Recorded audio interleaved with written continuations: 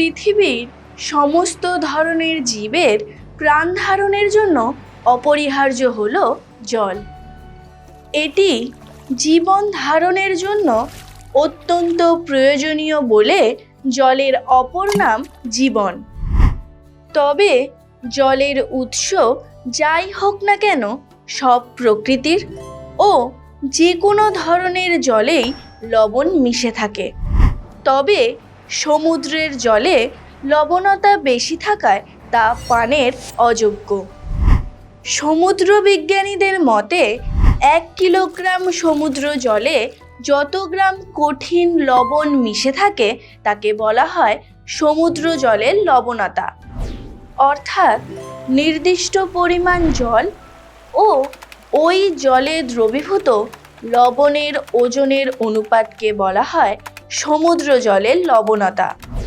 মনে রেখো, স্বাভাবিক সমুদ্র জলের লবণতা হয় 35 পার্টস পার 1000, যার অর্থ সহস্রাংশ গ্রাম।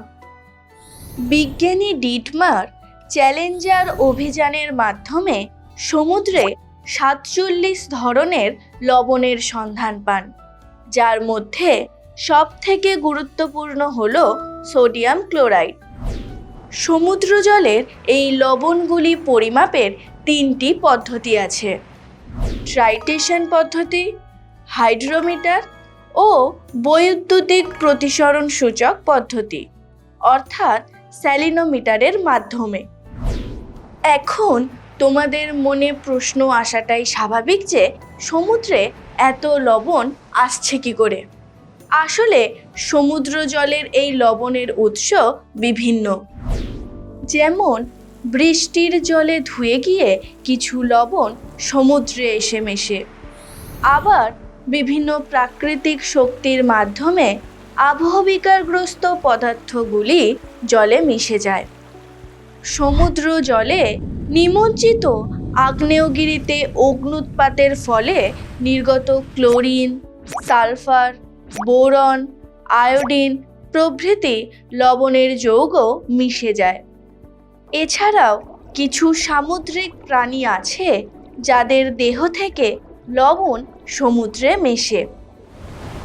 এই লবণতা সমুদ্র জলের ভৌত ধর্মকে যেমন প্রভাবিত করে, তেমনি সমুদ্রে বসবাসকারী জীবেদের উপরও প্রভাব বিস্তার করে, যার উপর ভিত্তি করেই জলজ প্রাণীদের অবস্থান, সমুদ্র স্রোত সবই নিয়ন্ত্রিত হয়। তোমরা সবাই ডেড সি এর কথা জানো, যার ঘনত্ব এত বেশি যে মানুষ জলে না ডুবে ভেসে থাকে। এর প্রধান কারণ জলে লবণের পরিমাণ, যা জলের ঘনত্ব বাড়িয়ে দেয়।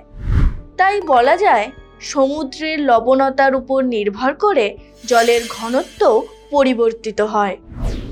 মেরু সংলগ্ন অঞ্চলের সমুদ্রের জল শীতকালে জমে যায়, যার কারণ এই অঞ্চলে লবণতার পরিমাণ কম। সমুদ্রের জলে লবণতা বেশি হলে তা কিন্তু জমাট বাঁধে না। অর্থাৎ বুঝতেই পারছো, পৃথিবীর সর্বত্র লবণতা সমান নয়। বাষ্পীভবন এবং অধঃক্ষেপণও এই বিষয়ে গুরুত্বপূর্ণ ভূমিকা নেয়। যেমন ক্রান্তীয় অঞ্চলে বাষ্পীভবনের পরিমাণ বেশি বলে জলের পরিমাণ কমে ও লবণতা বৃদ্ধি পায়। তবে নিরক্ষীয় অঞ্চলে বাষ্পীভবনের পাশাপাশি বৃষ্টিপাতের পরিমাণ অধিক হওয়ায় এই অঞ্চলের লবণতা হ্রাস পায়। আবার নদীর মোহনা অঞ্চলে স্বাদু জল যুক্ত হওয়ায় লবণতা কমে যায়। এই সকল নিয়ন্ত্রকের প্রভাবেই সমুদ্রের লবণতা পরিবর্তিত হয়। সমুদ্র জলের এই লবণতার অনুভূমিক ও উলম্ব বণ্টন সম্পর্কে তোমরা নেক্সট ক্লাসে জানবে।